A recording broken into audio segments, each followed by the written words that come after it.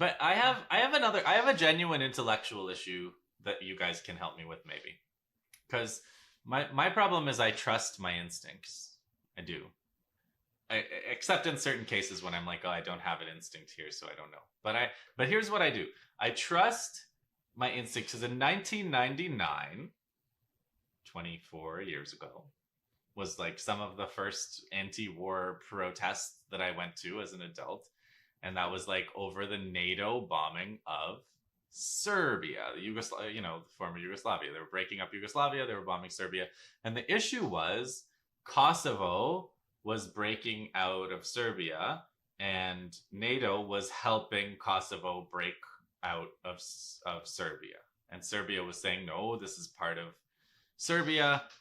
And, mainly after, which is a point Chomsky made over and over again, after the bombing started, there were actually more atrocities towards the Albanians in Kosovo by the former Yugoslav army. So it actually, whatever issue there was made obviously 10 or more times worse by the NATO bombing. But, there was an issue, right? The Kosovo Albanian, probably lots of people, since the West had broken up Yugoslavia already. Croatia was gone, Bosnia was gone, etc. So Kosovo was like, why shouldn't we go too? And Serbia was trying to draw the line and say, no, like after all of these people, you can't go too. And now Kosovo's not independent. It's some kind of actual occupied NATO protectorate. It's got a pretty bizarre status for people who want to look into what happens to you when NATO helps you become independent. 25 years later, okay?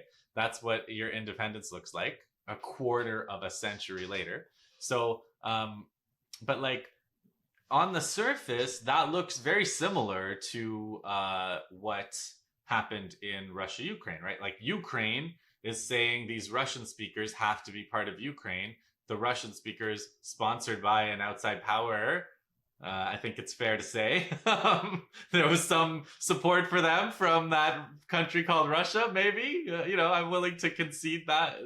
So with support from Russia, we're saying no, we want, like they were willing to be part of Ukraine, but not on the basis of like anti-Russification laws and no support for their language and their kindergarten, their kids having to be in basements instead of being in kindergarten and whatever else the plan was for them. So now a lot of liberals that we talk to, or, that talk at us or whatever, however you want to put it, are kind of like, they believe that, yes, Serbia should have been bombed for forcibly keeping Kosovo, and that Ukraine is correct to forcibly keep and subjugate the Russian Ukrainians. And I am on the opposite side of both issues. I don't think it was a good thing to bomb Serbia and turn Kosovo into whatever it is now. And I don't believe that again, as I said at the beginning, I don't believe there's any resolution of this conflict without giving something to the Russian-speaking Ukrainians in Eastern Ukraine. What I have not found is anyone who's consistent on both of those. So there's nobody who says Kosovo has a right to go and the Russian speakers have a right to go. There's nobody who says Kosovo didn't have the right to go and the Russian speakers should be forced to stay in an oppressive Ukraine.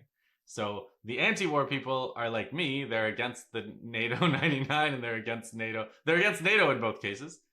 But so why? Like, can you guys explain why this inconsistent position actually makes sense? Because I know it does, but maybe we can talk it out.